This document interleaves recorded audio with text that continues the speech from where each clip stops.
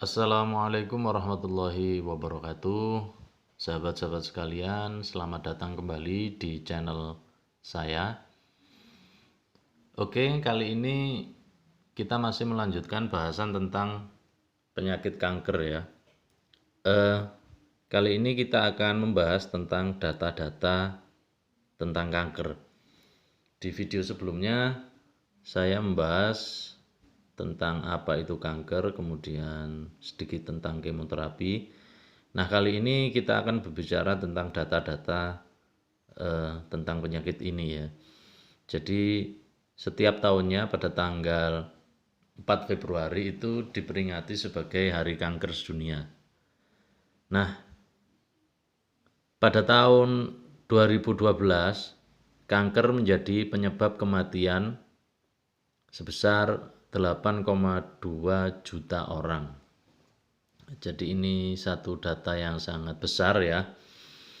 Ini tahun 2012.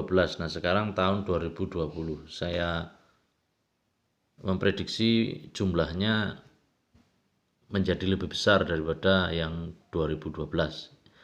Menurut data GlobalCon yaitu International Agency for Research on Cancer yang dirilis tahun 2012 ya, terdapat 14 juta lebih kasus kanker baru dan 8 juta lebih kematian akibat kanker di seluruh dunia.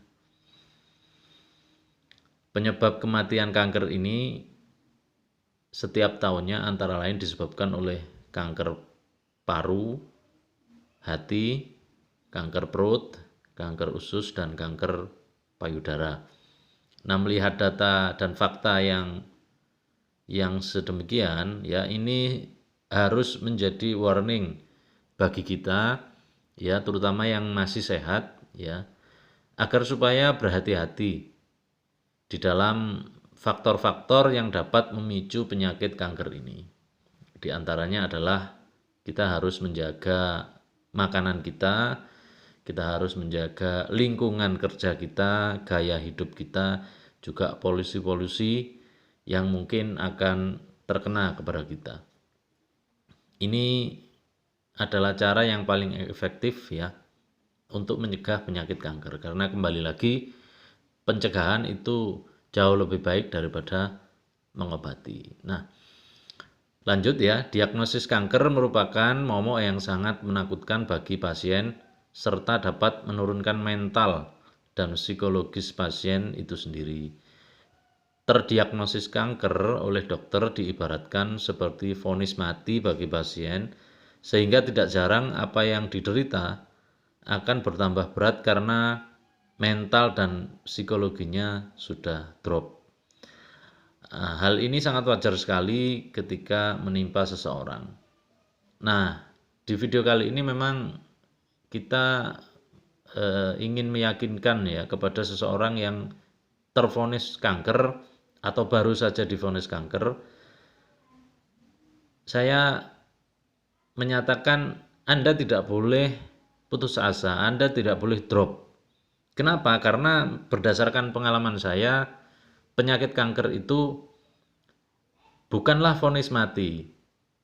Bukanlah vonis mati dari dokter, bukanlah vonis mati dari rumah sakit. Asal ya dengan catatan kita memilih metode pengobatan yang tepat. Nah, di video lalu saya tidak menyarankan kemoterapi.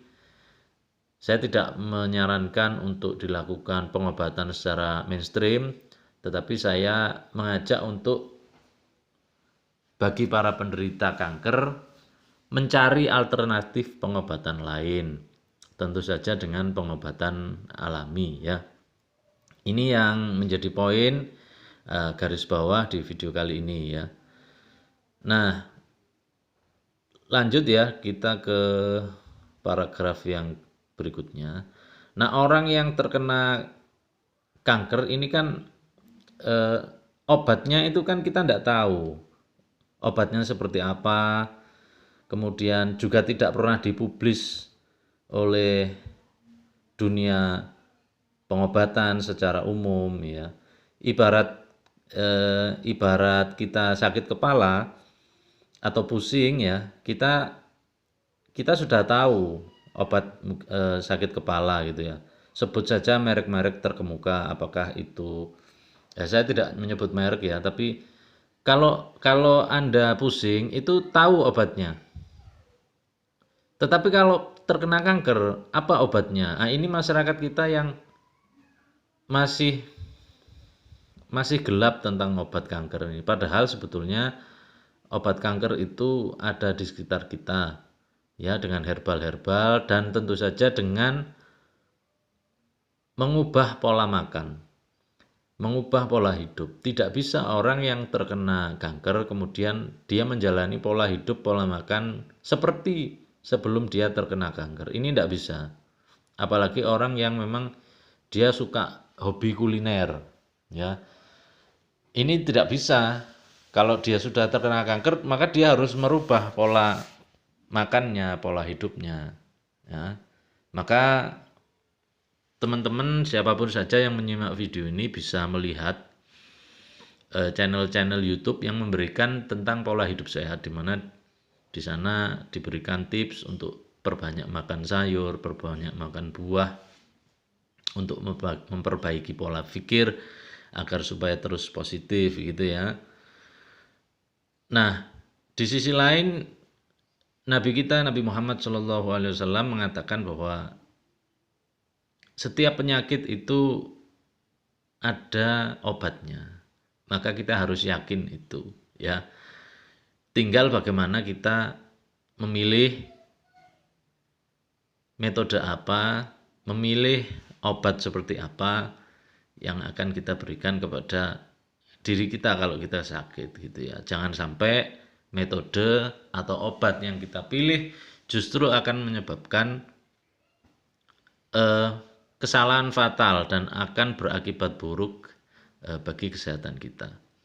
Nah, di sini ada grafik ya tentang bagaimana kanker itu menyebabkan kematian ya. Di sini yang nomor 1 itu adalah kanker payudara. Kemudian ada kanker prostat, kanker paru-paru yang menyebabkan kematian banyak ya. Ya. Jadi teman-teman, ini data-data ya sekilas tentang penyakit kanker, dan saya kira kita harus mulai berhati-hati ya, menjaga pola makan, menjaga pola hidup, khususnya bagi yang sudah menginjak kepala 30 ini ya. Kita tidak boleh sembarangan dan mengantisipasi agar supaya kita tetap sehat. Begitu ya teman-teman sekalian. Jadi terima kasih sudah menyimak video ini. Jangan lupa untuk like, komen, dan subscribe teman-teman. Nanti di video selanjutnya kita akan bahas lebih detail lagi tentang metode-metode pengobatan dan juga herbal-herbalnya. Oke, terima kasih. Assalamualaikum warahmatullahi wabarakatuh.